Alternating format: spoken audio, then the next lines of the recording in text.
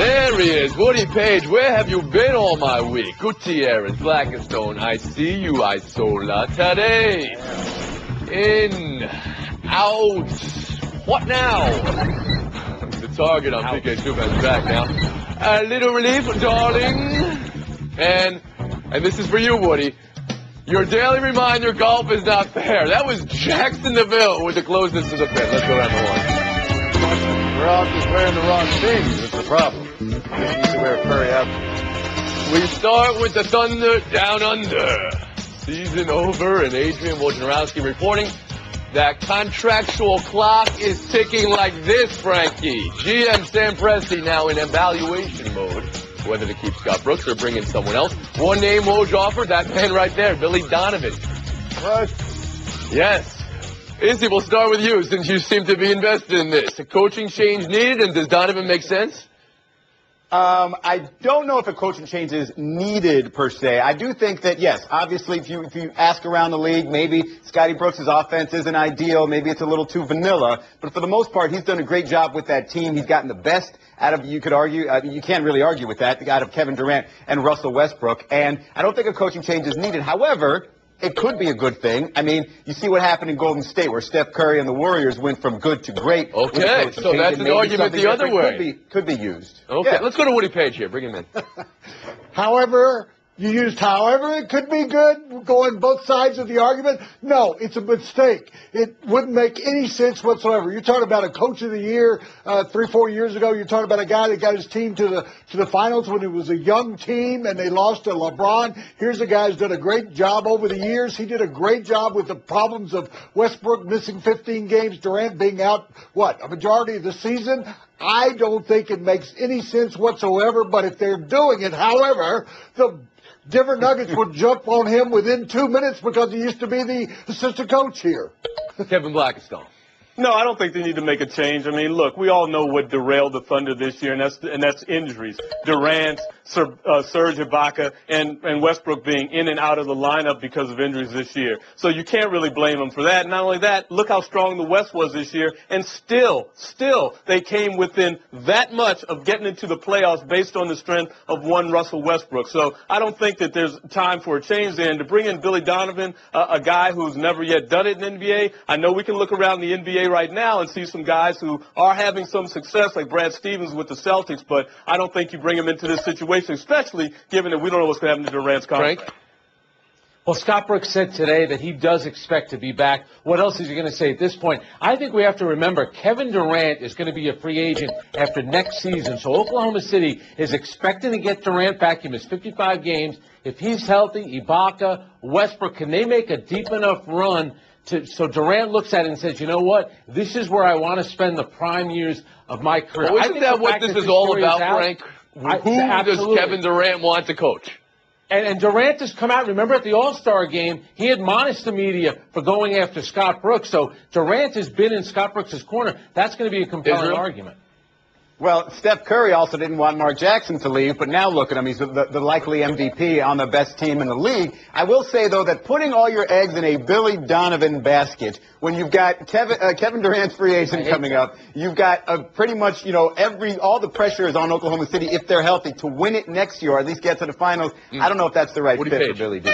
Well, and Billy Donovan's never coached in the pros, and you want to start off with a team that's going to be a lot better next year? No, Durant likes Brooks. Westbrook and Brooks had a bit of a problem a couple of years ago, but they've worked that all out. No, you got to bring him back. All right, let's get to this playoff preview extravaganza. You guys ready? Warriors, Pels, Rockets, Mavs, Clippers, Spurs, Blaze, Grizz, and in the East, Hawks, Nets, Cavs, Celtics, Bulls, Bucks, Raptors, Wiz. Woody, most interesting first-round series matchup. Go. Well, there's no doubt that it's got to be the Clippers and the Spurs. You got a team that should have been the number 2 seed in the division. Could have been if they would have won. In the Spurs, a team that won 11 out of 12 and lost in New Orleans in a very, very emotional state for the Pelicans. I think that you're going to see with the Chris Paul, Tony Parker matchup, that you got Tim Duncan and Blake. And I think that when you consider everything about it, these teams are so close that this is the series we want to watch. Second would be that Texas, all-Texas series, Houston and Dallas. KB?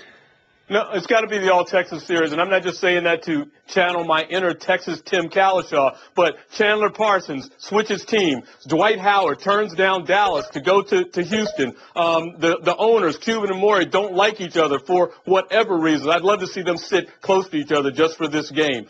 Jason Terry, another guy who has switched teams, and then just being the in-state game that this has been, the fact that even though the Mavericks have not fared well against the Rockets this year, they gave the Spurs all kinds of trouble just a year ago. They're a veteran team. They know what it's like to play in this situation. And I also want to see if James Harden can be in the playoffs what he's been during the regular season, which hasn't happened before. Israel.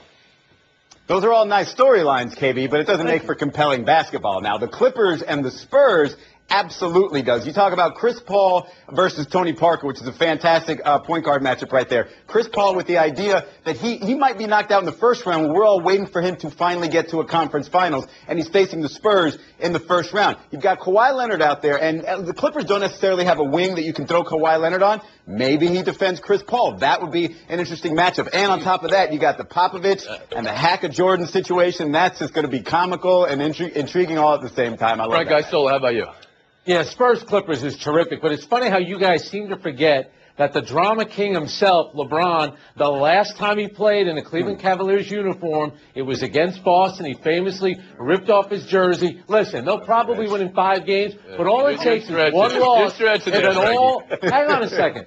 All it takes is one loss, and then the questions start about Kevin Love. Can LeBron James win here? On yesterday's show, Bob Ryan said if it was 2 wins for the Celtics, there'd be a parade in Boston just if they got the 2 wins. Sorry. I got one. Real quick, since everyone else seemed to really focus on the Spurs and the Clippers, who you got in that game, in that series, Woody Page?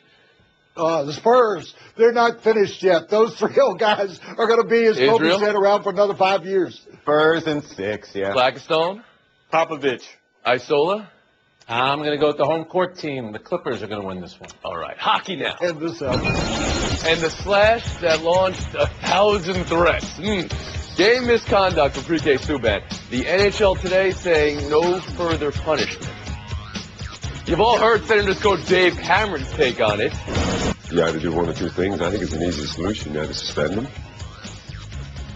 or when one of their best players gets slashed, just give us 5.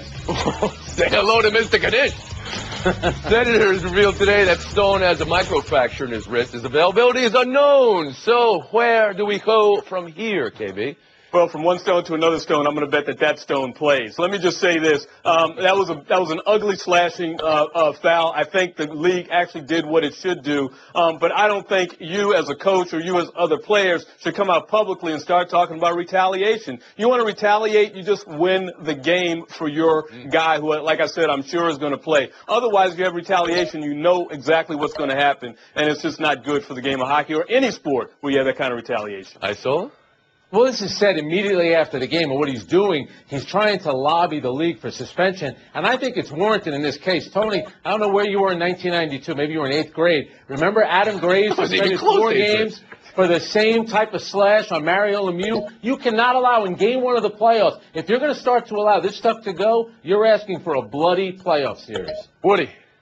Well, Frank, he was kicked out of the game early in the game, so that was basically like a 1-game suspension. I think that what the league did was correct in this case, but if I'm a member of the other team and Coach Cameron has said what he did, I'm going to go out and slash a player. They send messages in the NHL. They're always sending messages, even though Western Union's basically out of business, but you don't want to let this go on, and I will excuse Cameron up to a point. He lost one of his assistant coaches earlier this week, who passed, and I think that he's probably still in an emotional state where he just doesn't want to see stuff like that happen to people surrounding him. Israel Gutierrez. Look, as Stone said, it seemed like Subban was going after him the entire game. The guy's had 64 points during the season, so it would be a pretty decent guy to go after here. But I do think that the league probably, I mean, look, he went down on him, yes. Okay, he did that, but he could have hit the stick, could have hit any other portion of the arm, hit the wrist, got him injured, and that's fine. But he got the game misconduct. He was out for the game. I don't think any further penalty is necessary. And here's the thing. This was going to be a physical series regardless. There was going to be some sort of retaliation, whether there's a suspension or there's not a suspension. 2 years ago. So let me ask this question. Who here think thinks the severity of injury should factor into the severity of punishment? Frank, you? No, I don't. I think the Blackstone factor in. No, that's a can of worms. Woody? I always think that when a player is injured by another player, that player should be suspended. See, I thought you thought that, right. Yeah. And does anyone think the NHL should reconsider the punishment because they made the ruling before they heard about the micro fracture? Woody? No. Okay. I think we'll put a bookmark in this. I think we'll come back to this series a little bit later this week, though, or next week. We'll take it a break. Buy or sell next. Coming up, the Blackhawks goaltending dilemma after Scott Darling's perfect game last night in relief. He was like his namesake, Scott Sterling. Faced like a brick wall that can feel pain. Scott Darling! Geico presents Strange Saving Stories. Astronomers detected an interstellar transmission. It stated, Geico, 15 minutes could save you 15% or more. The implications were staggering. Was the cosmos telling us we could all save hundreds on car insurance with Geico? Or did their radar merely pick up a signal from the nearby Rufus and Clyde's morning show? We may never know. Geico. 15 minutes could save you 15% or more on car insurance. Buy or sell. NHL history last night. Scott Darling, 67 minutes plus in relief without allowing a goal. He had 42 saves. Blackhawks came back from 3-0 down early, forced overtime, forced double overtime, and got the win. So I'm asking you first, Woody Page. Bigger win for the Blackhawks or loss for the Preds? Loss for the Preds. You're playing at home, and you've got a 3-0 lead early, and you've got a chance to put the Blackhawks, who I think could be in the finals, away, and they bring in a reserve goaltender who's cold, and you let them beat you, and he becomes Destiny's darling, and you've got mud on your face because he was in your system last year as a minor league goaltender. I was hoping somebody would bring it. Not your FaceTime, but thank you for bringing that up. Let's go to Israel Gutierrez. Well, I agree that it was a worse loss for Nashville. I mean, Chicago got a great performance from a rookie goaltender, but he's been, good all season, and he's a reserve. They got a bonus out of that with that road win, but if you're giving up a 3-0 lead at home, that's got to hurt more than just that. No, this has got to be the Blackhawks. They were done. They could fold this up as just the first game and go home. Instead, they bring this guy off the bench. 23 saves in double overtime. That's unbelievable. Would you stick with him, Kevin Blackstone? Absolutely, because he is your hot goaltender. Every time that's right. And every time they've tapped him on the shoulder this year, he has performed. Frank, how about you? Yeah, and that includes beating the Rangers 1-0 over at Madison Square Garden. I kept waiting for you to say marvelous, darling, Tony. I thought you'd jump all over that. But for the Predators, when you lose a game like this at home, a 3-goal lead, it's almost like you have to win 5 games now in the series. That is a crushing loss. Darling or Crawford for the rest of this series, I told her, or for game 2 at least. I'm going with the backup. Woody, how about you? Darling. Israel?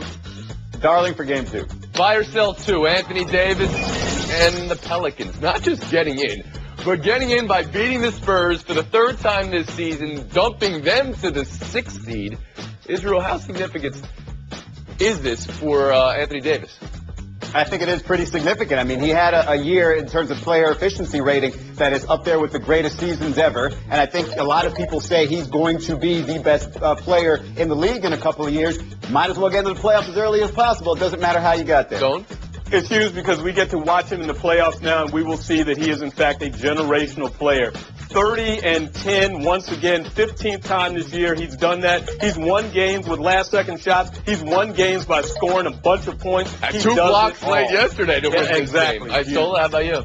Yeah, all we've heard since the FIBA World Cup in Spain, Anthony Davis, he's going to set the world on fire. Well, in the biggest game of his NBA life against San Antonio, and San Antonio was playing to win that game, so he gets into the playoffs, and he probably saved Monty Williams' job as well. Great job by Anthony Davis. Sure, he's been the MVP in the All-Star game. He had 15 games this year with 30 points and at least 10 rebounds. He was the league's most offensive player, but this was his biggest accomplishment, to get his team into the playoffs where he will be on a national stage for at least 6 or 7 games. And then there was the 76ers and Heat last night. Joel Embid doing the coaching on one side. And the other, Eric Spoelstra, not doing the coaching. He made 2 subs all game. So which team looked worse throughout it all, Kevin? A player drawing up a play. We're not talking about Bill Russell here. We're talking about Joel Embid. Come on, that's a joke. Oh, you think that's a joke? How about you, Frank?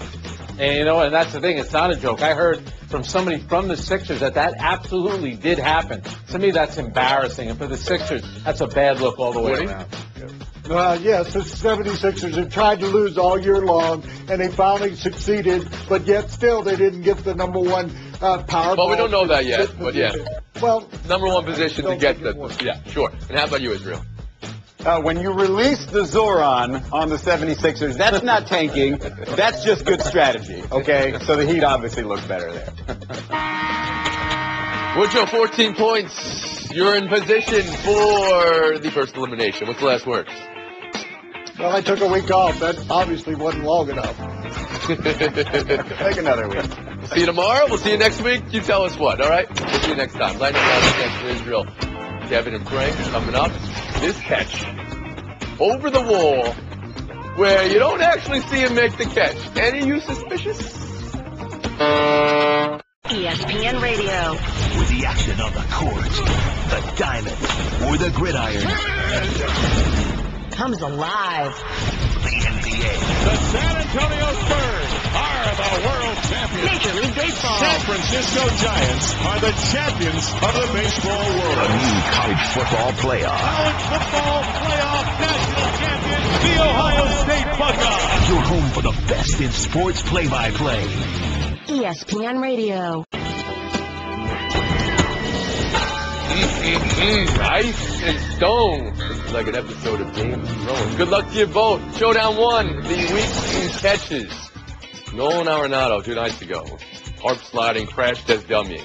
That versus Kevin Pillar last night climbing the wall in the north like a wildling. Versus this Evansville player, Josh Jayawuk, over the wall to save a home run. KB, which was most impressive? Well, the problem is, Tony, the first two I know are catches. I can see it. The last one, I don't know if that's a catch. The guy goes over the wall. We have no video evidence, no circumstantial evidence. We don't even know if he made a football move after making the catch to make it a catch. That's why it's such a brilliant play. We've seen Derek Jeter make the catch at the tarp. Ichiro has made that catch at the wall. Give the kid from Evansville some credit. We don't know if he caught it, but he was smart enough to show the ball to the umpire who was out of position. I'm going to believe that he caught it. I am going to give him credit, so Frank gets the point, but I didn't see the football move coming. Well done, Blackistone. A point for you. Showdown 2. Check this out. Sawgrass 17th closest to the pin charity contest. The Jaguars were doing it. Noted furry Jackson DeVille, 4 feet 9 inches away, closer than anyone on the Jaguars. He did it in the suit, Frank. So how much respect do you have for Jackson DeVille now? It's depressing. I don't think I could throw the ball that far. I'm just surprised that someone from Jacksonville won something. To do that in that kind of costume, I struggle to talk with this costume on, so I'm impressed. Just shows you any clown can win a golf tournament. Look who this guy beat. A whole bunch of pros and some football players, including Josh Scobie, who thinks he can beat Tiger Woods. Unbelievable showing by this guy. Yes, that's absolutely right. Josh Scobie tweeted at Tiger that he could beat him. Right. That's how you get the point. That's how you get the FaceTime, Kevin Blackistone. Come on, Twitter Nation. On Prof. Blackistone last night, I said I was giving Russell Westbrook the Sisyphus Award. It has nothing about him being a sissy or anything like that. Whatever that is, it's the Greek mythology, the guy who pushes the boulder all the way to the top of the hill only to have it roll back on him and crush him. What a year this guy had, gave his all for his team, and came within that much of pushing them into the playoffs and just missed it. Sisyphus Award. Russell Westbrook. A real award? He has some really Not smart yet. followers. The boulder fell on Rare rare. award. That's going to do it, folks. Thanks for coming around. We're on a 23.5-hour break. We'll see you tomorrow around the horn. Two of baseball's best go head-to-head in interleague action when the Tigers head to St. Louis to face the Cardinals. That one is gone. The pregame at 7 Eastern, first pitch at 8, Sunday on ESPN and ESPN Radio.